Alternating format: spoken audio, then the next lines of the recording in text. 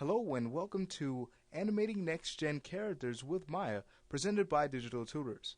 My name is Delano and I'll be your instructor guiding you through the process of rigging and animating a next-generation game character in Maya. Though rigging and animating game characters share similar workflows to film and TV processes, there are several elements when working in games that require unique specifications.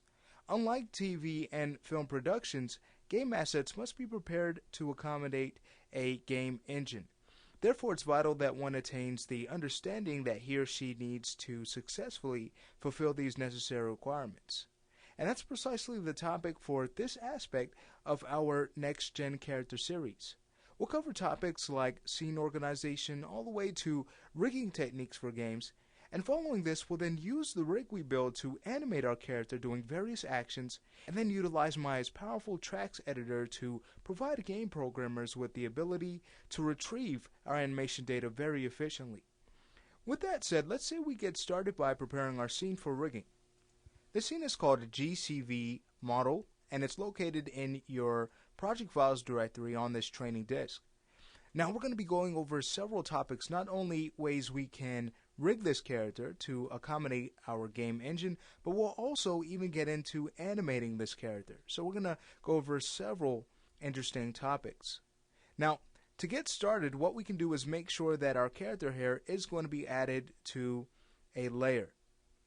Alright, now this is going to be done so we can turn on and off the selectability of this character very quickly. So we can go down to create a layer. We can go ahead and rename it. We'll call this our model layer, and then hit save.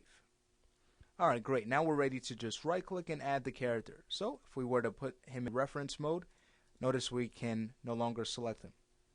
Alright, great. So now that that's done, we can move on to our next task, which is going to be to work on creating groups that we're going to be using to keep our scene organized. So if we go to our outliner and perspective view, what we can do from here is just work on creating a few groups again that's going to help us to basically have containers for certain aspects or certain components of our rig. So to start off, we can go ahead and press Ctrl G to create a group, and we'll call this group our character node 01. So this is going to be our top node, and we'll store everything underneath this. Also, about this node, we'll want to go ahead and just lock and hide everything from translate to scale, because we're not going to want to move this at all. This is just a container to keep things a little bit more cleaner within our scene. So we can just right click and go to lock and hide selected. Okay, only showing visibility. So we could even have that option of switching that on and off. Alright, excellent. Now, if you'd like to get those attributes back, you could always go to Window, General Editors, and in the Channel Control, you have access of moving them back if you need to access them again. Alright, so from this group, we're going to generate a few more groups that, again, we'll use to store objects in. So with this selected, we press Ctrl D. And the next group down the line is going to be our model group. So that's GRP underscore model, and I like to capitalize model just so it's easier to see. Now, the reason why this is because we're going to want the game programmer or anyone who is using this file to quickly be able to access the objects that they need. So in that case, we can make it easier for them to see as well by just capitalizing some letters so that they stand out. Okay, so being that this is our model group, let's go ahead and select our geometry here, and we'll middle click and drag right on top of the model group so it's stored there. Then we could take our model group and just drag it and drop it on top of our character node. Alright, excellent. So we'll open this up now, and now with nothing selected, we'll press Ctrl G again to make another empty group, and we'll go ahead and label this one GRP underscore global move. So this is going to be the group that we use to basically move our character around within our scene. Okay, global move 01. And also note the naming conventions that I'm using as well.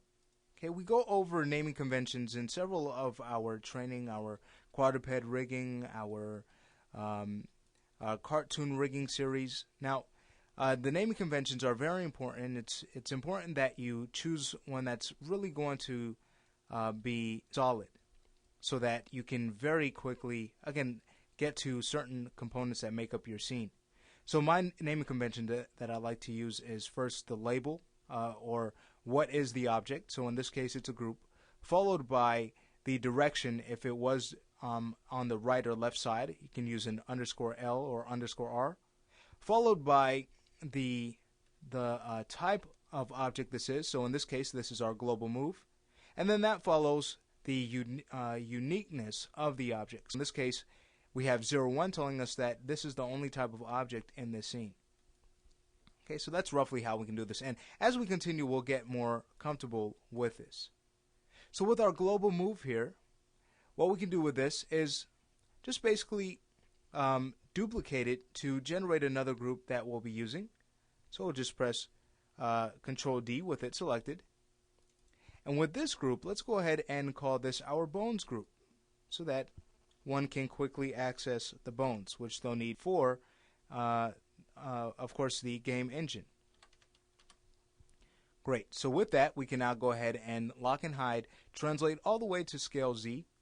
Okay, we'll lock and hide those, just showing visibility. Okay, because we're not going to want to move these at all. And then we'll middle mouse button click and drag right into our global move. And the global move we'll want to store in our character node. Alright, so this is all coming along. Let's go ahead and continue. Now going to our bones group, what we'll now do is basically duplicate this bones group and work on creating our next category, which is going to be our GRP extra nodes. So this is everything else that's going to be stored underneath. This is our control objects, our IK handles, and things of that nature. So that's going to be extra nodes.